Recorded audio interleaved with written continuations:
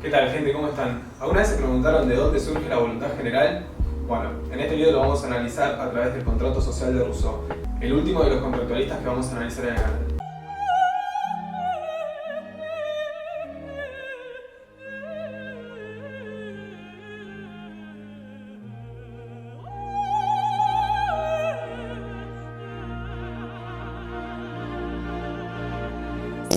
Rousseau, al igual que los otros dos contractualistas, va a analizar cómo es el hombre en estado de naturaleza. Acá en el canal vamos a cambiar la palabra hombre por individuo, pero los tres contractualistas utilizan la palabra hombre. No sé si tendrán algún problema a la hora de ponerlo en los exámenes, porque capaz que lo toman directamente como concepto. Va a construir, en palabras weberianas, un tipo ideal respecto de cómo es el individuo en estado de naturaleza, y gracias a eso va a poder explicar cómo es que surge el traspaso a la sociedad civil. Esta es un poco la lógica que venían teniendo los otros dos contractualistas que vimos en el canal, tanto Locke como Hobbes. Pero la forma de conceptualización del hombre, del individuo en estado de naturaleza, es abstracta, es un constructo. No es real, no es representativo, no es lo que ocurrió. Pero lógicamente cuadra con lo que va a querer explicar. Así que arranquemos por ahí. ¿Cómo es el individuo en estado de naturaleza según Rousseau? Y acá va a ser recontra claro. Te va a decir, mirá, macho, ¿querés saber cómo es el individuo en estado de naturaleza? Quitarle todos los atributos que le pueda llegar a dar la sociedad.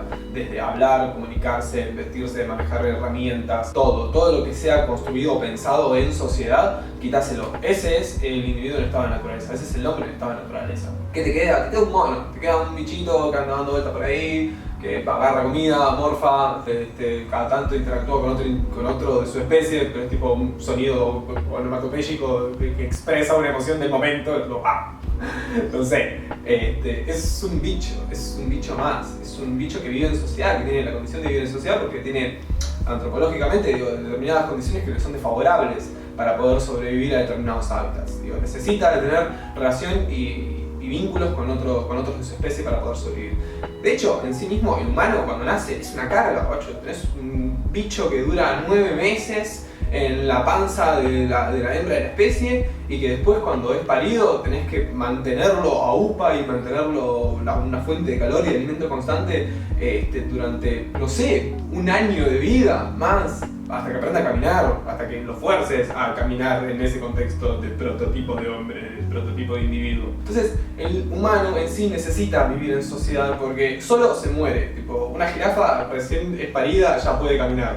El humano no, entonces necesita tener el contacto con otros individuos. Eso, a lo largo del tiempo, va a empezar a generar nuevas formas de comunicarse, nuevas formas de interactuar, que se vayan haciendo más específicas, más concretas, que se vayan perfeccionando las formas de comunicarse. Que ya determinados tipos de palabras o determinados tipos de movimientos se empiecen a transformar en gestos más precisos con respecto a algo en particular. Así como, ¿cómo se llaman los esquimales? Che, los esquimales son los que viven en los iglúes. Joya. Los esquimales, por ejemplo, han desarrollado distintos nombres en su habla para poder nombrar el color blanco. Distintas formas, distintas gamas de blanco. ¿Por qué? Porque eso es peligroso para los que viven en esa comunidad, porque determinado blanco representa un peligro inminente de hielo que se puesta para derrumbar, o otro blanco significa que es nieve demasiado espesa, demasiado profunda, por lo tanto te puedes hundir. Cada blanco representa a la condición climática y la condición material de la que existen, de la que viven. Bueno, más o menos lo mismo le estaba pasando a estos individuos prototípicos del estado de naturaleza rousseauiana. Bueno, con esto se explica un poco cómo se empezó a perfeccionalizar la comunicación. Ahora, ¿de qué mierda me sirve saber cómo se perfecciona la comunicación para saber cómo funciona la sociedad civil, Pancho? Dale, sé claro, no te vayas por la rama. Bueno, pará, tranqui, tenemos que elaborar los conceptos de a poquito. Pero lo que ocurre es que con mayor comunicación comienza a pasar algo un poquito más interesante. Es que empiezan a correr como especie de canales simbólicos. El individuo en estado de naturaleza empieza a buscar el reconocimiento del otro, la mirada del otro. La mirada va a cobrar un papel bastante importante. Pero bueno, sobre el reconocimiento también se empieza a dar una especie de desigualdad. Porque yo me quiero reconocer como más que vos. Ocurre ese tipo de cosas. El reconocimiento siempre entrama por detrás una relación de poder, una relación de dominación. Igual que esto no es Rousseau ni en pedo de lo que estoy diciendo, esto es Foucault. Pero aún así él va a hablar sobre la desigualdad. Si bien no se va a meter tan profundo, va a hablar sobre la desigualdad. La va a comparar con las diferencias. Hay diferencias que son naturales a los individuos. Nacemos con condiciones diferentes, naturalmente. Algunos seremos más aptos para el deporte, otros seremos más aptos para la comunicación, otros seremos más aptos para lo que se te ocurra. Y a eso Rousseau lo va a llamar diferencias, lo va a ver como un aspecto positivo. Digo, es lo mismo que veníamos viendo en los otros autores, digo, se lo puede comparar acá con la originalidad de Tocqueville, la originalidad de Stuart Mill, o una onda del interés bien entendido de Tocqueville. Digo, todos estos conceptos, si quieren, los pueden ver en los resúmenes que hice tanto de Tocqueville como de Stuart Mill. Y en cuanto a la desigualdad, va a decir que son solo construcciones sociales. Así como las diferencias nos vienen dadas por la corporidad, las desigualdades son producciones sociales construidas por la historia. Es decir, a lo largo de toda la historia hubo un proceso de desarrollo sobre estas crecientes desigualdades. Lo mismo que decía Tocqueville. Ahora, va a ir un poquito más lejos de esto y va a decir, bueno, ¿cuál es la principal fuente de desigualdad? Y va a decir la institución privada. Básicamente va a decir que porque se impone por la fuerza al instituir la propiedad privada, al poder decir, esta tierra es mía y no es tuya. Pero eso también se va a ir dando a lo largo de todo un proceso de desarrollo y de sedimentarismo evolutivo en la sociedad. Cuando se empiezan a desarrollar nuevas herramientas, se puede arar mejor la tierra, por lo tanto permite que se empiecen a elaborar mejores condiciones de vivienda cerca de esos cultivos, y eso va a empezar a conformar pueblos y luego ciudades. El sedimentarismo generó también nuevas relaciones sociales y la diferenciación de la necesidad de tener determinado tipo de parcelas, determinado tipo de tierra, y las ganas de poder querer acceder a tener una vivienda en condiciones, una cabaña, una casa. Por lo tanto, va a decir, así es más o menos como él explica la propiedad privada. De un segundo a otro se dice, esta tierra es mía, cuando antes esa tierra era una tierra comunal. Bueno, para esto es de Marx. Tipo, lo de tierra comunal y la palabra fundamental propiedad privada son más bien reconocidas a Marx, porque Rousseau dice institución privada, pero se refiere a lo mismo, a la concentración de una tierra y a la adquisición de esa tierra por la fuerza. Esto es Marx del texto de la acumulación originaria. Ya voy a hacer un resumen de eso. Pero bueno, en definitiva, las instituciones privadas son la principal fuente de desigualdad. Y ahora Rousseau se va a meter un poco con la educación. De hecho, va a ver que la educación es una de las principales herramientas que se tiene para poder transformar la realidad. O sea, acá va a trazar una diferencia entre lo que es el hombre y el ciudadano.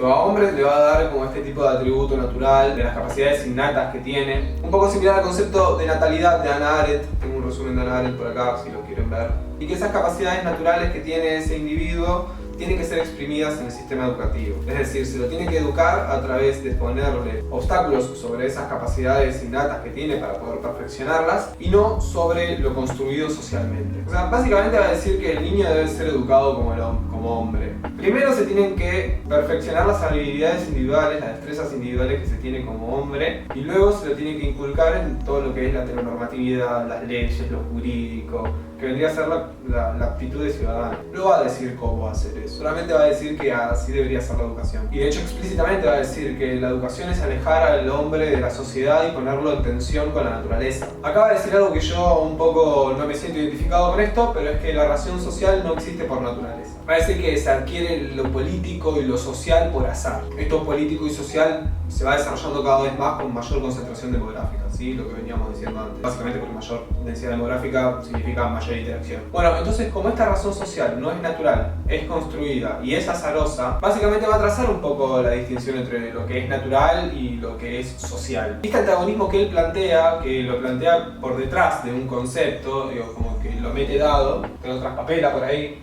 trae una serie de preguntas que está bueno hacerse, ¿no? Como, ¿es lo social natural? O la pregunta inversa, que podría o no ser lo mismo si es lo natural social. No sé, ¿qué piensan ustedes? A ver, pónganme ahí abajo, háganme un quilombo, dale, cáguense a trompadas académicamente ahí abajo, quiero escucharlos. Ya los veo ahí escribiendo, no, lo social no es natural, se naturalizan factores de la sociedad que luego se imponen como normativa y forma de actuar y de pensar y de escribir y de hablar y bla bla bla. Estaría bueno. Bueno, y ahí hemos visto que todo esto tiene un anclaje en el reconocimiento sobre el otro. Pero para nosotros esto va a ser nocivo, digo, el reconocimiento del otro, la demanda de reconocimiento por parte del otro es algo nocivo para la sociedad. Para el individuo en general va a llevar a conflicto, porque son relaciones de poder que van a estar entrando en contacto todo el tiempo.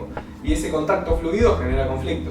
Y ahí es cuando Rousseau saca el contrato social. Abre un par de páginas y le dice a todos los muchachos, ven, confirmen acá. Porque el contrato es el ingreso al orden político donde reina la virtud y se renuncia al egoísmo. Es como el meme ese de Spider-Man, donde está tipo Spider-Man así señalándose a sí mismo y viceversa, aparece también del otro lado. Bueno, de un lado tenés a todos estos individuos que están viviendo en un tipo de sociedad porque ya tienen las interacciones básicas de la sociedad y demás, pero que entran en conflicto con el reconocimiento sobre el otro, y del otro lado tenés a los mismos individuos después de haber ingresado al contrato social, que básicamente van a tener el mismo tipo de interacción, nada más que va a estar legitimado por un orden político. Pero, ¿qué pasa? Todos estos individuos ceden todos sus derechos a ellos mismos.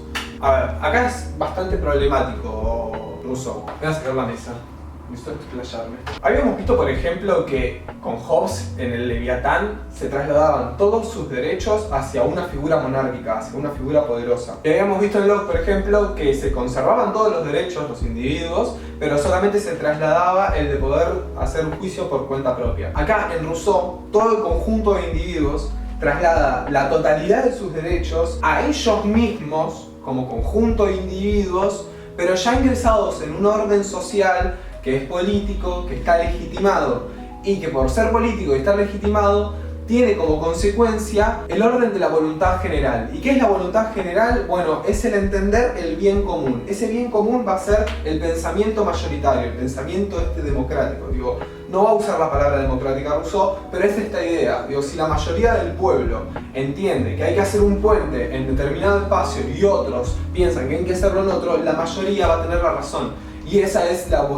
voluntad general, ese es el bien común, la tendencia mayoritaria. Por lo tanto, si yo, como individuo, como persona, traslado todos mis derechos a mí mismo, pero bajo un orden político que acapara la voluntad general, que acata la voluntad general, entonces yo me veo representado también en esa voluntad y me voy a hacer un bien a mí mismo. Me voy a hacer un bien a mí mismo aún mayor que si yo estuviese de este lado, como individuo solitario, como un lobo solitario. En donde mi bien particular no va a estar siendo representado bajo mis acciones individuales, dado a que lo que más puede potenciar ese bien particular es aceptar el bien común. Básicamente esta es la lógica rousseauiana acerca de cómo se construye esta voluntad general y cómo sale del contrato. El contrato no es que me siento acá y firmo, no, ahora sí, ahora soy ciudadano, no, ahora soy virtuoso, no. Para poder alcanzar la virtud tenés que poder establecerte dentro del bien común. Y para poder llegar a ese bien común tenés que hacer este salto. Y este salto es partir desde la individualidad a partir a acatar la voluntad general. Así es como se construye la sociedad civil, según Rousseau. Así es como se da ese salto del estado de naturaleza a la sociedad civil. Bueno, por lo tanto, las palabras que habrá de sacar son voluntad general, virtud, el individuo virtuoso, sociedad civil. Como antagónicos podemos tener al estado de naturaleza, a esta idea individualista o egoísta, que la va a llamar, que es básicamente donde se encuentra la lucha esta por el reconocimiento constante del otro, que es conflictiva. Antes de seguir, si les está gustando el video o si piensan que les está sirviendo para rendir las materias, pueden dejarle un poco de amor al video, que eso me motiva un montón para seguir con el canal filmando más resúmenes. Y si se están preparando con esta materia para rendir el final o rendir un examen, déjenme después dicho cómo les fue, porque quiero saber si realmente les fue útil. Bueno, Rousseau también va a contemplar una instancia en la cual, cuando se hace el salto de la sociedad, del estado de naturaleza a la sociedad civil, los individuos tienen que ser educados para poder empezar a acatar la voluntad general. Y los principales proyectos tienen que salir de una figura que se llama legislador, que básicamente es él, es Rousseau, este legislador. Es un personaje ilustrado, académico, con relaciones en la política. Él va a ser el que guíe y oriente a esta masa de voluntad general, a esta masa de individuos que no han sido bien educados y que están a punto de empezar a ser virtuosos, pero que todavía no lo son. Pero esta es una fuerte crítica que se le puede hacer también a Rousseau. ¿De dónde sale este legislador? Les quería leer del texto una frase que me gustó, que da para pensarla.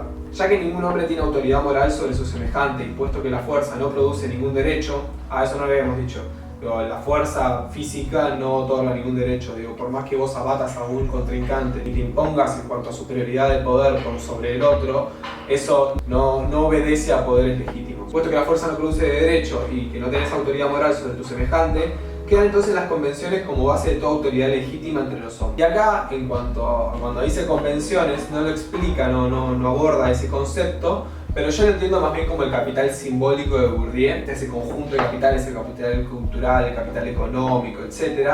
En donde esas convenciones son tu arma, son las disposiciones que vos tenés para poder interactuar en sociedad y para poder abatir a ese contrincante a través de un poder legítimo, que no sea la fuerza. Por lo tanto, va a haber ahí el salto Rousseau dentro de lo que es la sociedad civil, como otro antagónico al estado de naturaleza, ¿no? Donde el reconocimiento se puede incluso dar hasta por la fuerza. Y después nada, por ejemplo también habla sobre la justicia, pero ya eso no me da ganas de resumir por acá.